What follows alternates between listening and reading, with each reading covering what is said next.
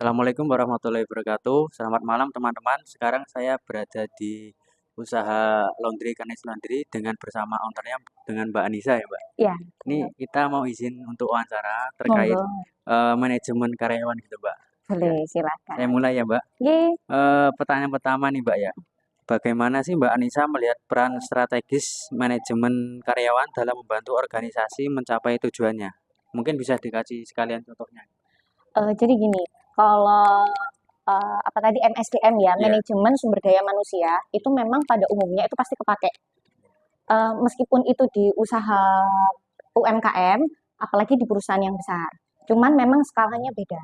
Jadi kalau di perusahaan kayak aku laundry, ya, itu dia nggak sampai sespesifik itu, ya kan?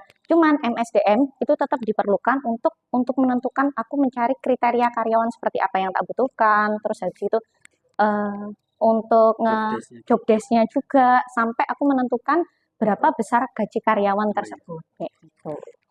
Mungkin selanjutnya menurut Mbak Anissa nih faktor lingkungan apa saja sih yang baik dari dalam maupun luar usaha yang biasanya paling berpengaruh terhadap pengelolaan SDM-nya, Mbak?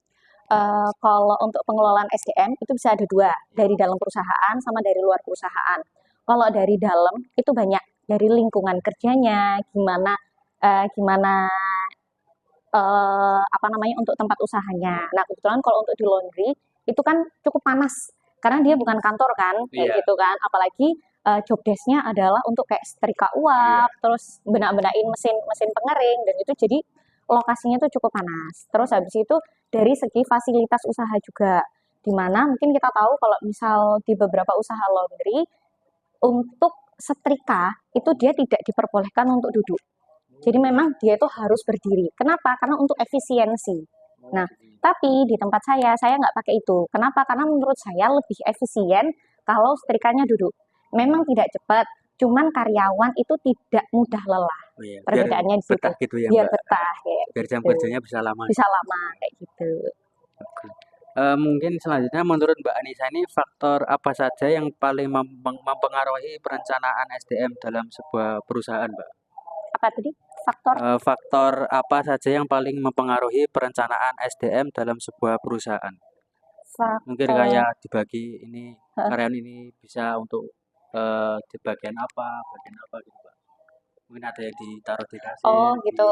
Uh, oh, jadi ini kalau faktornya itu adalah salah satunya itu usia, hmm, batasan usia. ya. Kalau misal untuk di laundry itu kan jatuhnya UMKM, gajinya itu nggak bisa besar. Oh Nggak iya, kayak kalau di perusahaan. Kalau perusahaan kan paling nggak fresh graduate, gajinya bisalah memper-memper mirip-mirip sama UMR. UMR. Oh iya. Nah, sedangkan kalau untuk UMKM itu nggak bisa. Iya. Nah, karena itu gajinya nggak besar, otomatis yang kita hire itu juga pendidikannya tidak setinggi itu. Iya. Biasanya mentok SMA atau di usia-usia yang bahkan dia sudah nggak bisa kerja di perusahaan. Oh Jadi iya. udah dia di atas 40 tahun. Hmm, PR-nya adalah gimana karyawan itu dia bisa pakai aplikasi laundry atau enggak. oh Karena iya. kadang kalau sudah terlalu tua, dia kan nggak bisa untuk Iya. menggunakan aplikasi yang di HP, itu nggak bisa. Sedangkan kalau yang terlalu muda, itu Pengetahuannya belum nyampe itu ya. pengetahuan belum nyampe sama tenaga. Biasanya Hmm, fisiknya dia nggak sekuat. Jadi kalau untuk setrika dari pagi sampai sore, itu masih tetap lebih kuat yang usianya sudah berumur karena memang sudah oh iya. sering melakukan aktivitas itu. Iya. Gitu sih. Mungkin selanjutnya dari sudut pandang Mbak Anissa sendiri ini apa sih tantangan terbesar dalam perencanaan SDM saat ini? Mungkin di era digital ini, Mbak.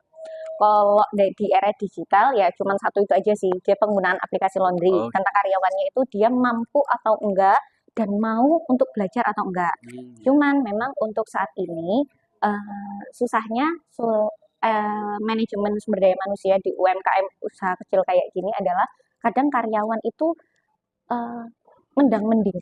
Oh, gitu ya. Terus habis itu kadang gini, kita udah wawancara, dia udah datang, cuman kayak ngelihat ah kok kayaknya gajinya kekecilan, gitu. Eh, Akhirnya nggak jadi. Kayak gitu. iya. Itu sih yang jadi tantangannya adalah otomatis aku harus menghitung apakah gaji segini tuh cukup pantas dan harus Hmm, melihat sekitar apakah gaji sekitar itu juga sama untuk pekerjaan yang hmm, sama. Itu sih tantangannya kayak iya. gitu.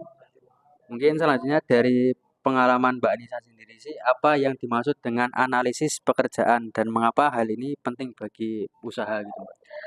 Kalau analisis analisis pekerjaan, terutama di usaha laundry, itu berarti kan saya harus menganalisis untuk karyawan A itu dia bisa atau tidak untuk menghadapi customer secara langsung, kayak gitu. Untuk karyawan B, apakah dia mampu juga melakukan hal yang sama? Kalau enggak, berarti dia harus diberikan job desk yang lain. Misalnya kayak, oh ya dia full setrika. Kenapa? Karena ketika ketemu sama customer dia gugup, kayak gitu kan. Atau karyawan C yang dia bisa melakukan semuanya itu ada. Jadi dia bisa menerima customer, bisa benahin mesin, bisa setrika juga bisa. Jadi itu pentingnya analisis pekerjaan. Jadi saya juga bisa menentukan job desk-nya apa dan besaran gajinya seberapa. Ya itu. Pernah nggak sih Mbak Nisa ini kayak merotasi pegawainya yang darinya tanggung jawabnya untuk menyetrika untuk terus diganti ke kasir, terus yang kasir diganti menyetrika, pernah nggak Mbak? Pernah.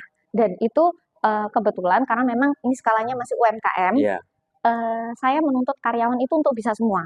Tujuannya supaya nge-backup kalau misal ada karyawan A nggak masuk, karyawan B dan C itu bisa.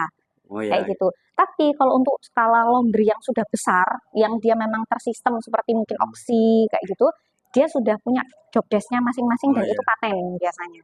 Itu. Cuman kalau saya nggak, mereka semua berotasi. Jadi harus bisa semua. Kayak gitu ya. Untuk membackup tadi kalau dia tidak masuk gitu ya Mbak. Betul. Gitu. Mungkin menurut Mbak Anissa ini apa sih tujuan utama dari dilakukannya analisis jabatan, Mbak? Kalau analisis jabatan itu biasanya berlaku memang untuk perusahaan, ya kan? Karena dia di situ bisa ditentukan untuk manajer, supervisor dan lain-lain. Cuman karena ini UMKM, analisis jabatannya itu hanya sekedar pemilik usaha dan karyawan. Karena nggak ada kepala toko juga kan nggak ada, kayak gitu. Jadi saya hanya menganalisis saya sebagai pemilik usaha, saya juga menjadi manajernya, saya juga menjadi istilahnya HRD-nya yang mikirin gimana karyawannya, terus pemasarannya seperti apa, kayak gitu. Tapi kalau untuk karyawan, karena karyawan saya cuma 3, jadinya karyawan cuma dapat job desk aja, saya yang memberi tugas. Kayak gitu. Karena memang belum terlalu kompleks perusahaan gitu ya? Belum sekompleks perusahaan. Kayak gitu. Baik Mbak Nisa, saya akan melanjutkan pertanyaannya. Untuk pertanyaan ke-7, kalau kita bicara tentang job desk dan job spec, bagaimana perbedaan dari keduanya dalam sebuah praktik? Dan menurut Mbak Nisa, apa yang sering menjadi tantangan di perusahaan laundry Mbaknya? Jadi perbedaannya job desk sama job specification, ya kan? Kalau job desk itu kan kita memberikan tugas, gimana karyawan A itu kita berikan tugas berupa setrika atau berupa packing kayak gitu kan. Sedangkan kalau untuk job specification adalah bagaimana kita melihat karyawan itu memenuhi syarat kriteria kita tidak, kayak gitu. Yaitu berupa misal contohnya kalau di usaha laundry, hasil setrikaannya rapi atau enggak, hasil packingannya itu dia bisa sesuai dengan SOP atau enggak, atau bagaimana cara dia melayani customer itu sesuai dengan SOP atau enggak, itu masuknya adalah ke job spesifikasi kayak gitu.